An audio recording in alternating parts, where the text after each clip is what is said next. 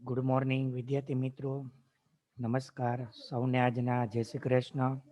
વિદ્યાર્થી મિત્રો, અંગ્રેજી વિષયમાં ગ્રામર વિભાગની અંદર આપણે ભણી રહ્યા છીએ એક્ટિવ પેસિવ વોઇસ. અને એક્ટિવ પેસિવ વોઇસની અંદર આજે આપણે ભણવાનું છે two object sentence. Two object એટલે કર્મ, એટલે કે બે કર્મવાળા વાક્ય. બરાબર. અત્યાર સુધી આપણે ભણ્યા વિદ્યાર્થી મિત્રો, તો પહેલા આપણે વિધાન વાક્ય ભણ્યા, નકાર ભણ્યા, પ્રશ્નાર્થ ભણ્યા, WH વાળા પ્રશ્ન ભણ્યા, હુ વાળા વાક્ય ભણ્યા, વોટ વાળા વાક્ય ભણ્યા. બરાબર. એ બધામાં એક એક કર્મ આવતું હતું. પરંતુ આજે આપણે જે ભણવાના છે એવું છે બે કર્મ વાળા વાક્ય. બરાબર. તો હવે સૌથી પહેલામાં પહેલું તો આપણે એની વાક્ય રચના શીખવી પડશે. તો બે કર્મ વાળા વાક્ય હોય તો એમાં સૌથી પહેલા જવાબ આવશે બીજું કર્મ, પછી ટુ બી, V3, ટુ, પહેલું કર્મ, બાય, કરતા, અન્ય શબ્દ. ફરીથી જુઓ વિદ્યાર્થી મિત્રો, કારણ કે વાક્ય રચના એ ખૂબ અગત્યની હોય છે. વાક્ય રચના આપણને આવડે મોઢે તો જ આપણે જવાબ પેસિવ બનાવી શકીએ. તો પહેલા સૌથી પહેલા બીજું કર્મ, બે કર્મ હોય એટલે સૌથી પહેલા આપણે બીજું કર્મ આગળ લઈ આવવાનું. બરાબર. એટલે બીજું કર્મ, પછી ટુ બી, પછી V3, પછી V3 પછી ટુ અને પહેલું કર્મ. V3 ની પાછળ શું લખશું આપણે? ટુ અને પહેલું કર્મ. પછી બાય, કરતા અને અન્ય શબ્દ. હવે આમાં જો વધારે નવું શું આવ્યું તો કે V3 પછી સીધું આપણે બાય, કરતા અને અન્ય શબ્દ લખતા, એની જગ્યાએ V3 પછી ટુ અને પહેલું કર્મ લખવાનું. બરાબર. ચાલો, તો વાક્ય રચના સમજાઈ ગઈ. હવે આપણે આગળ વધીએ.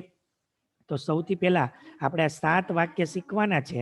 તો ચાલો વિદ્યાર્થી મિત્રો, એક્ટિવનું પેસિવ કરીએ તો સૌથી પહેલામાં પહેલું કામ શું કરવાનું હોય તો કે સૌથી પહેલા વાક્યમાંથી ક્રિયાપદ શોધવાનું હોય. તો ચાલો પહેલા વાક્યમાં my grandfather tells us a story every day. ચાલો આમાં મને ક્રિયાપદ કોણ શોધી આપશે? Tells. She gave me a gift. ચાલો આમાં કયું ક્રિયાપદ છે? Gave. He sent me a message yesterday. ચાલો આમાં કયું ક્રિયાપદ છે? બોલો. સેન્ટ. પછી ચોથું વાક્ય વી સોલ્ડ ધેમ અવર ઓલ્ડ કાર. ચાલો આમાં બોલો ક્રિયાપદ સોલ્ડ. પાંચમું વાક્ય they wish us happy Diwali. આમાં કયું ક્રિયાપદ છે? ક્રિયાપદ તમારે શોધવાનું છે. વિશ્ડ.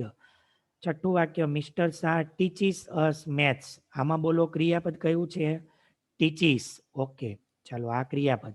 સાતમું વાક્ય the principal gave me a trophy. તો આમાં કયું ક્રિયાપદ છે? ગેવ. તો ચાલો આપણે આ બધા વાક્યમાં ક્રિયાપદ શોધ્યા. હવે ક્રિયાપદની પાછળ હોય એને કહેવાય કર્મ, આગળ હોય એને કહેવાય કર્તા. બરાબર. તો કર્મ શોધીએ તો આમાં કર્મ કયું છે? અસ. અને બીજું કર્મ છે અ સ્ટોરી. એટલે આમાં બે કર્મ થયા, કારણ કે આ બધા વાક્ય આપણે ભણવાના છે બે કર્મવાળા વાક્ય. એટલે અસ અને અ સ્ટોરી. પહેલું કર્મ છે અસ, બીજું કર્મ અ સ્ટોરી. એમ બધા વાક્યમાં બે કર્મ હશે. બીજા વાક્યમાં મી અને અ ગિફ્ટ. ત્રીજા વાક્યમાં મી અને અ મેસેજ. ચોથા વાક્યમાં આવશે ધેમ અને અવર ઓલ્ડ કાર. પાંચમા વાક્યમાં અસ અને હેપી દિવાળી. છઠ્ઠા વાક્યમાં અસ અને મેથ્સ. સાતમા વાક્યમાં મી અને અ ટ્રોફી. બરાબર. તો આપણને બધામાં કર્મ મળી ગયા. હવે ક્રિયાપદની આગળ હોય એને કહેવાય કર્તા. તો આપણે હવે કર્તા શોધીએ. તો પહેલા વાક્યમાં આવશે માય ગ્રાન્ડફાધર, બીજામાં સી, ત્રીજામાં હી, ચોથામાં વી, પાંચમામાં ધે, છઠ્ઠામાં મિસ્ટર શાહ અને સાતમામાં ધ પ્રિન્સિપલ.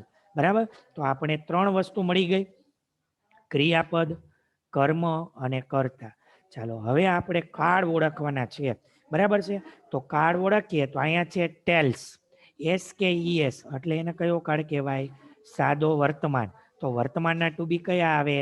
એમિઝાર plus V3. બરાબર. બીજા વાક્યમાં ગેવ. તો ગેવ એટલે એને કેવો કાળ કહેશું આપણે? સાદો ભૂતકાળ. તો ભૂતકાળના ટુ બી શું આવે? Was were plus V3. બરાબર. ત્રીજું વાક્ય સેન્ટ. સેન્ડનું શું કર્યું છે? સેન્ટ કર્યું છે.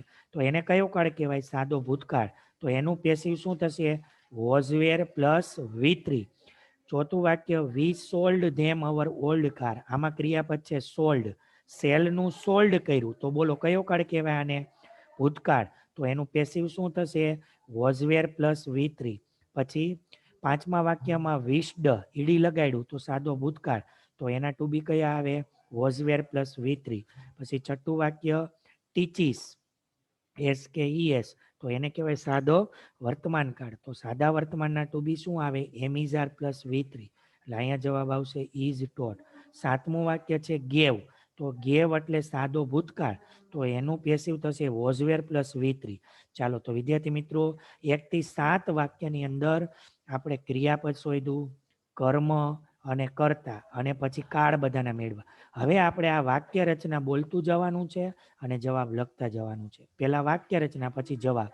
ચાલો તો પહેલા બીજું કર્મ, તો આમાં બીજું કર્મ આમાં કયું છે બોલો? તો કે અ સ્ટોરી, એટલે પહેલા લખ્યું અ સ્ટોરી.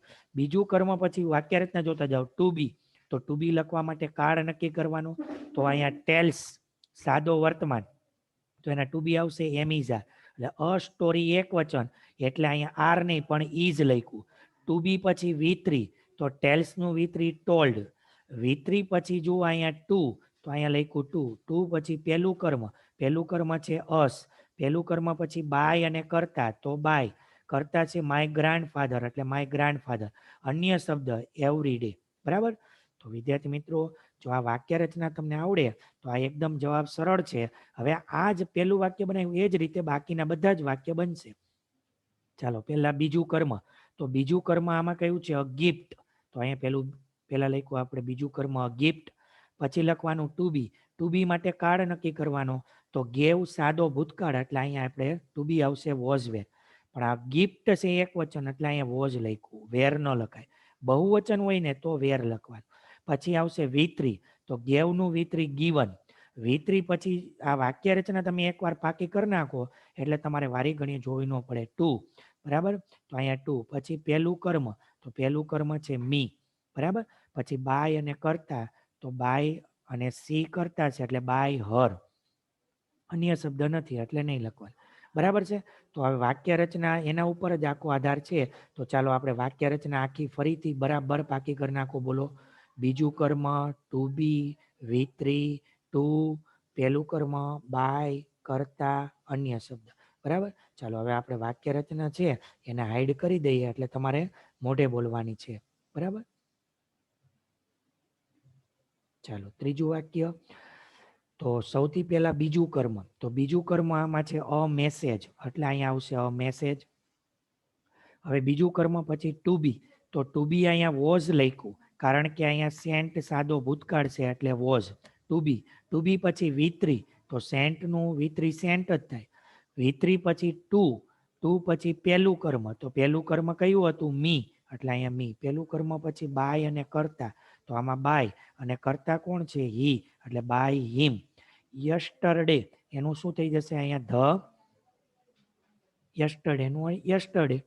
ચોથું વાક્ય વી સોલ્ડ ધેમ અવર ઓલ્ડ કાર. બરાબર? તો ચાલો પહેલા વાક્ય રચના બોલો બીજું કર્મ, તો બીજું કર્મ છે અવર ઓલ્ડ કાર, એટલે ઓવર ઓલ્ડ કાર. બીજું કર્મ પછી ટુ બી લખવા માટે કાળ નક્કી કરવો પડે. અહીંયા સોલ્ડ એટલે ભૂતકાળ, એટલે અહીંયા વોઝવેર આવે, એટલે અહીંયા વોઝ લખ્યું. પછી ટુ બી પછી V3, તો સોલ્ડનું સોલ્ડ જ થાય. V3 પછી ટુ અને પહેલું કર્મ, તો ટુ પહેલું કર્મ છે ધેમ. પછી બાય અને કરતા, તો અહીંયા વી છે એટલે બાય અસ. પાંચમું વાક્ય they wished us happy Diwali. બરાબર? તો બીજું કર્મ પહેલા આવશે હેપી દિવાળી, એટલે હેપી દિવાળી.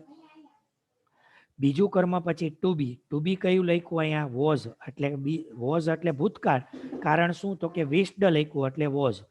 ટુ બી પછી V3, તો વિશ્ડનું વિશ્ડ. V3 પછી ટુ અને પહેલું કર્મ, તો ટુ પહેલું કર્મ છે અસ. પહેલું કર્મ પછી બાય અને કરતા છે ધે, એટલે બાય ધેમ. બરાબર? પછી છઠ્ઠું વાક્ય મિસ્ટર શાહ ટીચીસ અસ મેથ્સ, તો પહેલા બીજું કર્મ મેથ્સ, એટલે અહીંયા મેથ્સ. બીજું કર્મ પછી ટુ બી અહીંયા લખ્યું ઇઝ શા માટે લખ્યું? કયો કાળ હશે આ? સાદો વર્તમાન. કેમ ખબર પડી? અહીંયા ટીચીસ SKES, એટલે સાદા વર્તમાનનું ટુ બી આવે એમિઝાર. બરાબર? પછી ટુ બી પછી V3, તો ટીચીસનું V3 ટોટ.